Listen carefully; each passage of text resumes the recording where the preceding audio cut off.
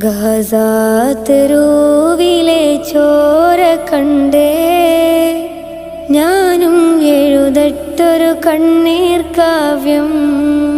പിഞ്ചോമന മക്കളെ ചോരക്കായി ദാഹിച്ചലയുന്ന ചെന്നായ്ക്കൂട്ടം.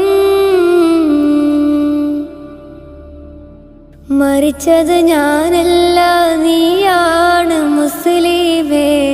ഫാസിസ തടവറയിൽ അടിമയായി നിൽപ്പോ നീ എന്ന് തീരും ഈ കണ്ണുനീരിൻ മോചനം നേടുകില്ലേ? ഫലസ്തീൻ ചിരിയെന്നത് കാണാക്കിനാവല്ല, അറബിപ്പൻ വിളയുന്ന കാലം വരുന്നുണ്ട് തഖ്വ കൊണ്ട്.